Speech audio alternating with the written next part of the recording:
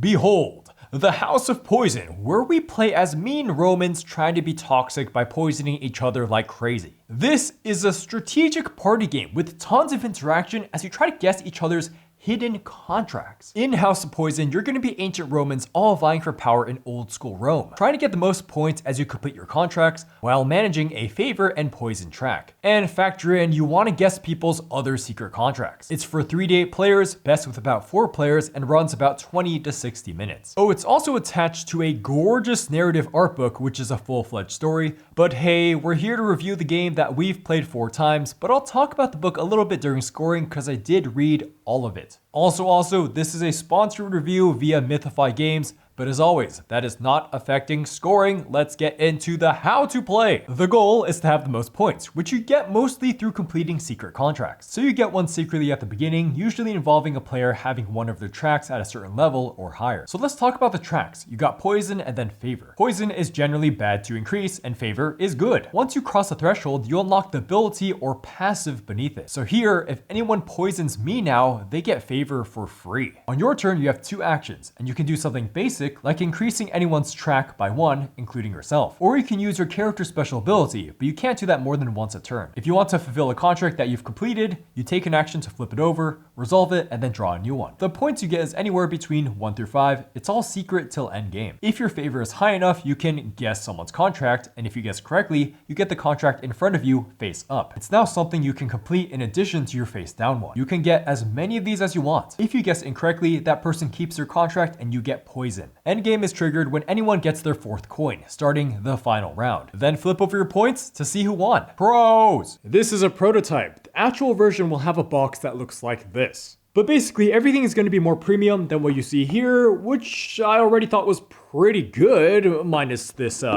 box, of course.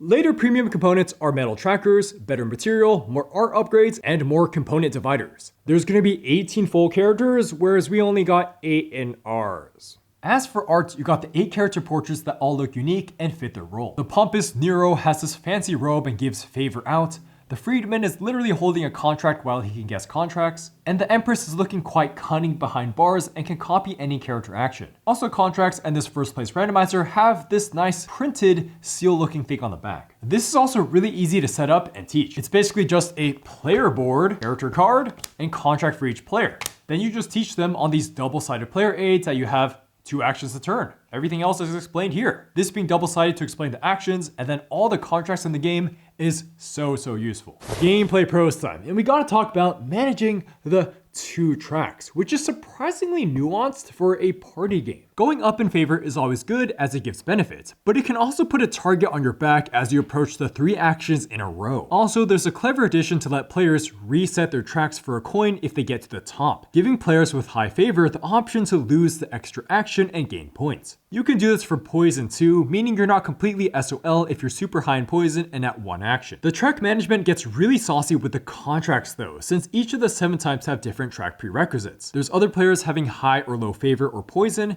then even yourself having high or low stuff. This is going to be really enticing for experienced board gamers who like to manage all the information and try to limit others' possibilities of achieving their cards. Once you achieve your contract too, you don't necessarily want to do it right away, since it can drop your precious favor that you've been saving up. But in this case, you will drag someone down with you, so you want to wait for the best time for that. Like if you have the assassinate or sabotage, which swaps character cards, doesn't have to be yours, you can do some real disruption. You can see how this ties into the guessing, where you are fairly certain someone has a certain contract, then sabotage them to drop their poison by 4, and then when you see their face get pretty irritated by that, yep, they definitely have burned it down.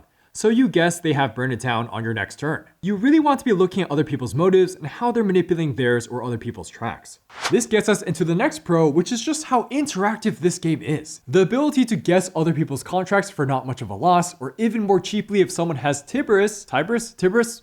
Anyways, these mean that guessing is such a big factor.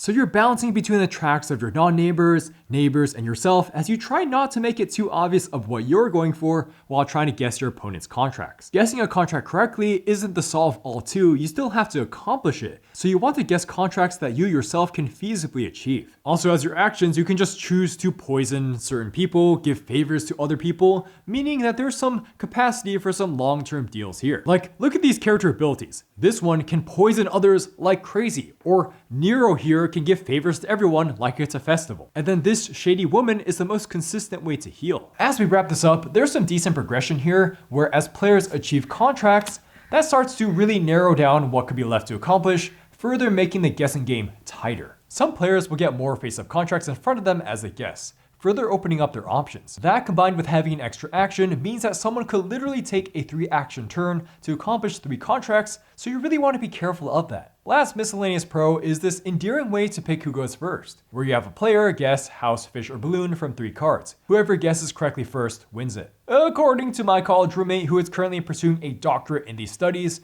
the house isn't correct art, and the balloon definitely isn't what the ball games are called, but this is still quite amusing even as a way for the publisher to nod to themselves. Con. This rulebook, which is initially in color and I printed out in black and white, is pretty confusing. There's a lot of loose ends with Mythify I had to clear up, one being the central idea, which is guessing people's contracts. So in a lot of party games, think coup, when you guess someone's secret thing, well, they have to show you that they don't have it. Then they would get a new card after showing you that you were wrong. So that's how we interpreted things would happen in House of Poison, since the only thing it says is if you guess incorrectly, raise your poison by 2. Another mix-up was for the banner abilities, because it doesn't say specifically when you get them. We just assume that it happens immediately, so like if you move below the lose an action banner, you'll get the action back. That is correct, but we wish this could have been clarified. Then we wish the word give could have been clarified as you can give yourself the thing, because usually giving implies you're giving to someone else. It does say that you can give to yourself in an example, but this really should have been more front and center. I've talked to the publishers on all these rules things, and they will clarify these. Now on to gameplay cons. So the first is that it is way too possible to lucksack your way into contracts that you can autocomplete. See, while all contracts have a way of reducing someone's track after completed, there's a lot of other players you can reduce tracks for. You can get to a point mid-game where the tracks are just so high for everyone that you can just complete an agenda you just drew. Sure, completing an agenda is an action, but there's no limit on how many you can complete a turn, which does make sense to allow for epic comebacks late game. Lucksacking could have easily been fixed by preventing you from completing an agenda you just drew that turn. However, this doesn't escape the truth that having 5 copies of contracts that are simple and generic and taking from other players means that players can steal contract prereqs without even trying. Like, oh, you just played Banquet before me. Now someone else's poison is at 0 and I can't play my Banquet. I mean, it's a party game, so this isn't a huge deal. We just wish this would have been less likely to happen, and to avoid this completely, the contracts would have to be reworked. Like that would be having them interact with money, which isn't in this game. The second gameplay con is that this party game doesn't have a way to prevent itself from dragging on for too long. So the main way to speed up the game is to be generous with giving out favors and not guessing contracts too much. Nero and Locosta are perfect for making these tracks go wild. But sometimes this doesn't happen due to these not being in your game or players just not wanting to use them. So then you could be stuck with Banquets for 1.5 hours because Banquets require a lot of poison. Yeah, the game length can be ballooning to 1.5 hours easily. Again, this is up to player tendencies, and the option from hitting 15 in a track doesn't mean the game will drag forever. But it would have been more comforting to allow players to discard agendas to get new ones, or for there to be a strict time limit. Maybe they could have made poison slowly kill you? And what do you know, I've been told there are ways to discard agendas in the final version, which is very relieving to hear. We highly suggest you playing with 4 to 5 players max to prevent the game from dragging on too long. After all, the amount of contracts you have to keep track of with more players can be quite mind-boggling. Scoring! Now it's time for a tentative score on this strategic party game by evaluating the aforementioned pros and cons, with the caveat of whether or not this is even a good idea in the first place. And so, House of Poison is going to get a 6 out of 10. It is tentatively above average. The whole idea of managing these 2 tracks while having to bluff your own contract and guess other people's contracts is a great idea. And so if this sounds interesting to you and you need a 4 to 5 player party game that's also easy to learn, and you like the ancient Rome theme, then this is worth a shot if they fix the contract lucksacking. If the lucksacking and game sometimes dragging on were fixed, we would favor this game more, especially if it was capped at a player count of 6, and this could be a 7 out of 10 recommender. Currently, it's a surprisingly thinky party game where as the trackers start going up, people start accusing each other of holding certain contracts, just like how people were accusing each other in ancient Rome as it started to crumble. Maybe this guy's moving up his favor as a massive bait. Screw that guy. As you play more, you'll start to know which contracts are worth guessing, and you gotta be careful with the massive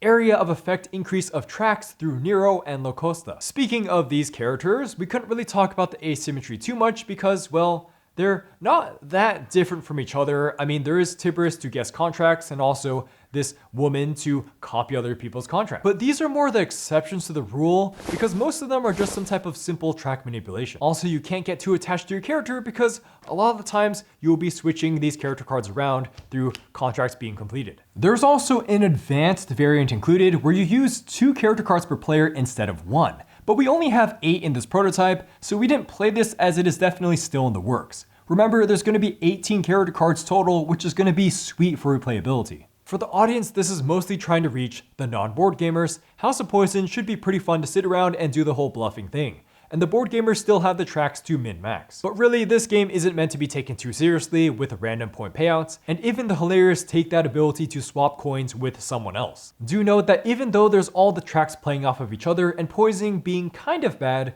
there's not really intricate combos in this game. It's more about the bluffing. Like, we had a player who was expecting more when he saw the tracks and his poisoning ability and wanted more. But House of Poison excels more in laughing about who has what contracts and promising favor to each other. Make sure you have the right group. Last thing on the Roman theme, the integration isn't super direct. I mean, this is a party game after all. This game could have really been any theme and still work. But my college roommate, who is currently studying classics as his doctorate, said the implementation of Nero, Agrippina, Tiberius, and more are all connected historically and notorious for poisoning people. So that's a plus for realism. Now for the fun, totally non-game related part, the narrative art book. I legitimately sat down and read it. Took me 2 sittings, and it is a super entertaining read full of poison and building a house. Like, I don't want to spoil too much, but it certainly feels like you're transported to the beginning of ancient Rome's twilight days. It does feel a little bit rushed, but the art is so awesome that this is coffee table placement for sure for me. Again, my enjoyment of book is not affecting scoring. My personal score for House of Poison is going to be a 6 out of 10. I have an above average time with it. Now, as I've said many times, me like interaction in games. And so for a party game with this cool Roman theme and all the character portraits and with easy setup and easy to teach, that's all a huge plus. As soon as the game starts, I can do the whole guessing optimization thing as I have the tracks go up and also figure out who's lying to me. It's just very fun to accuse other people of holding contracts and then have the whole table laugh about it. Plus, I have a lot of room to improve with my guessing. The amount of times I've guessed political fever for it to be wrong is quite troubling. But yeah, as I covered in the cons, the annoying lucksacking and the potential to drag on is quite irritating. But when those don't happen in a playthrough, I would rate those times easily a 7 out of 10. I am playing with hardcore board gamers who are used to try-harding heavy games, so methinks they are taking too long on their turns. Like seriously, this is not Gaia Project. Just move up favor and guess something. It's not that hard. House of Poison is so casual for me, where it's just a lot of luck in what contracts you draw and what your neighbor motives happen to be. It's definitely one of those games for me that the vibe it creates is a lot more special than people actually doing cool plays,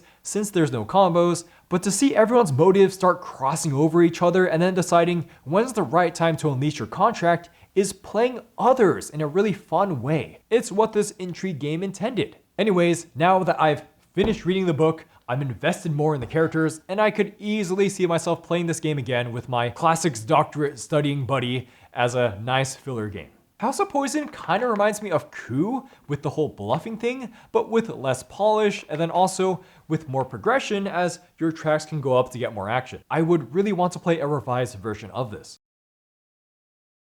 House of Poison being sent to us did not affect scoring. If you want to check it out, we got the link in the description below for the Kickstarter campaign. Also, thank you to all our patrons for making videos like this possible. Thank you guys so much. October has been a huge month for us. We got so many videos coming out, so much stuff going on. I'm trying to ramp up the shelf side plays more. Anyways, appreciate your support as always. We also got our Mad Lads cardboard right here. Anyways, let me know what you think of this game, maybe games similar to it, maybe how the bluffing works, what you think about that, and also the ancient Rome theme. Anyways, remember to like, comment, subscribe, all that cool stuff. I'll be seeing you guys very soon.